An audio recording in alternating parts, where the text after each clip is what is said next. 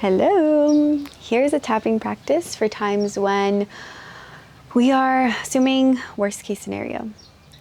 So this tapping is going to help you assume best case scenario and remain open to even enjoying the process when things are feeling overwhelming, uncertain, out of your control. Nowadays, this is kind of the standard, right? Feeling like so much is out of our control. What can I do? How can I show up in a way that's embodied and true? So let's work on that. Let's start by taking a deep breath. Inhale and let it go. Inhale deeply and let it go. Taking a moment for a short body scan. See if there is any part of your body that you are holding on, you're tightening. Relax your belly, relax your jaw, relax your eyebrows. Rest your fingers and your shoulders. Relax your belly.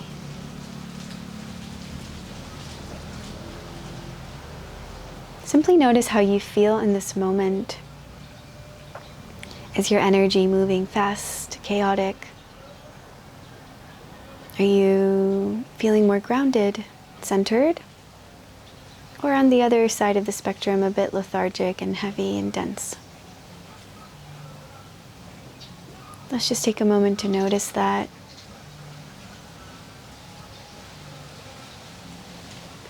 Set an intention for your tapping practice to come back to your center, to work on aligning your frequency to the highest path for all concerned, no matter what's going on in your life.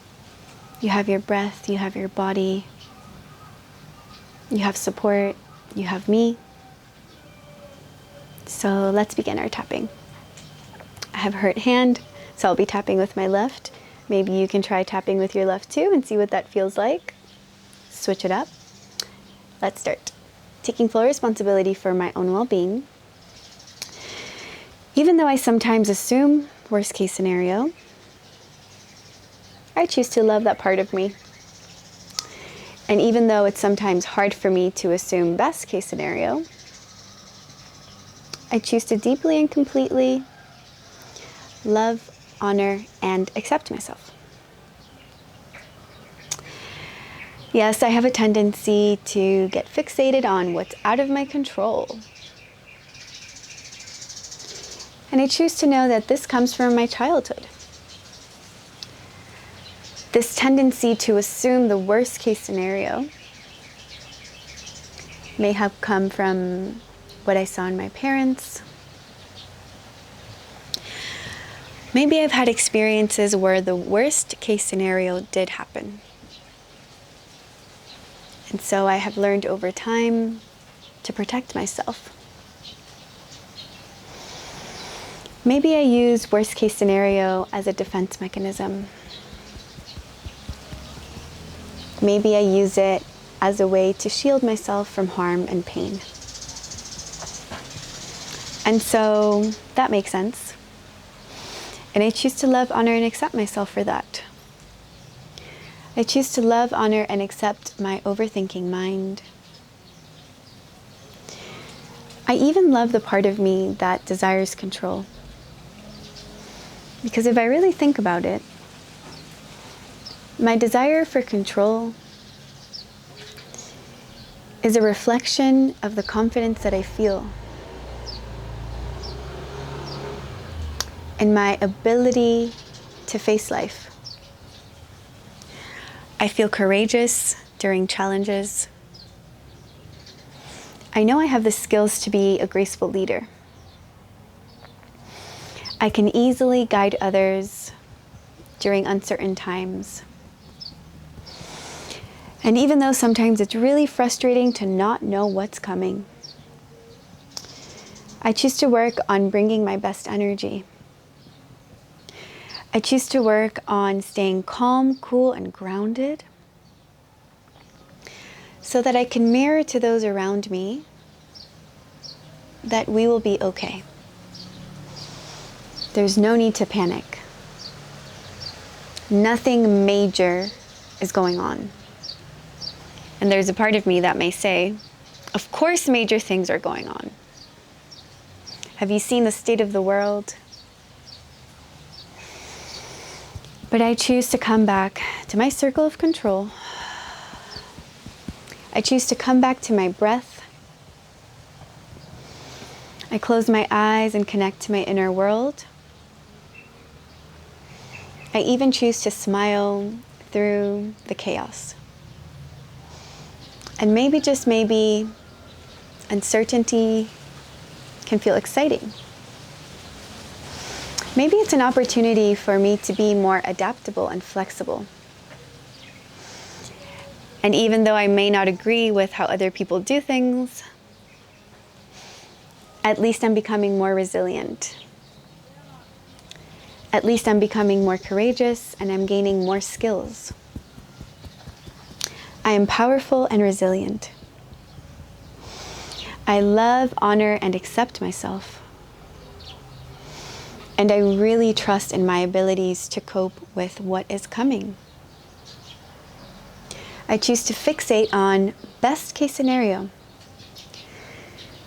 Everything is working out best case scenario.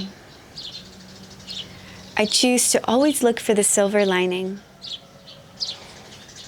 It feels good to look for the silver lining. If I'm always a student of life, then I look for opportunities to learn. I look for opportunities to grow and evolve. I am an ever-evolving cosmic being of light. I feel connected to Source and my divine purpose. No matter what goes on in my life, I feel protected.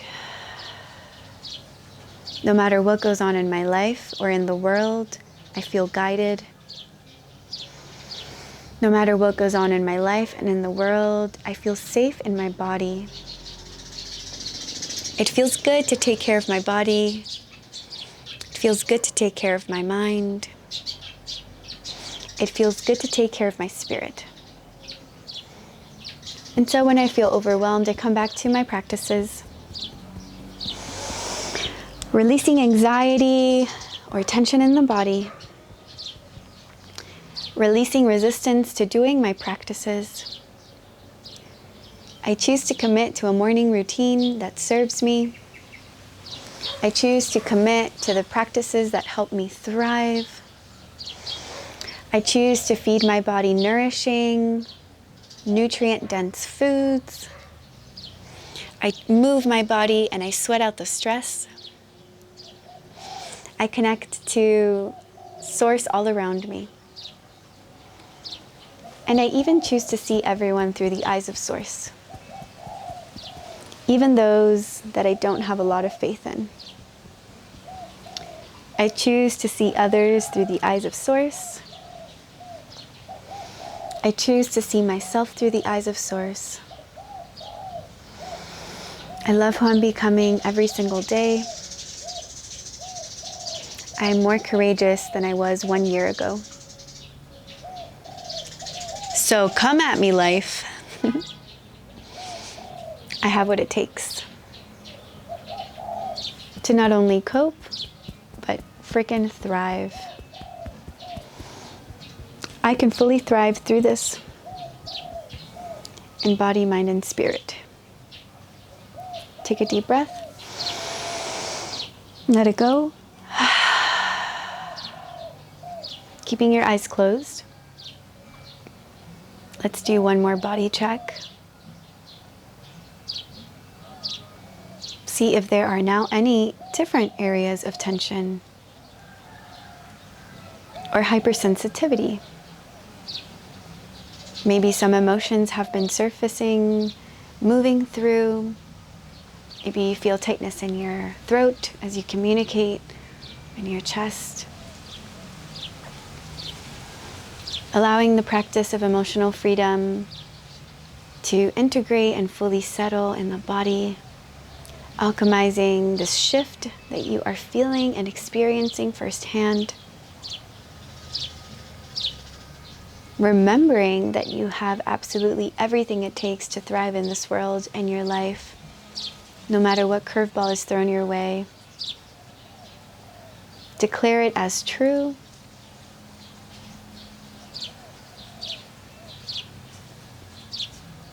You can open your eyes. You may be feeling some energy circulating, so now is a good time to do some more practices or some more tapping. Thank you for practicing. Thank you for being a light in this world. Thank you for working on yourself. I am so proud of you. Keep up the amazing work. I'll see you soon.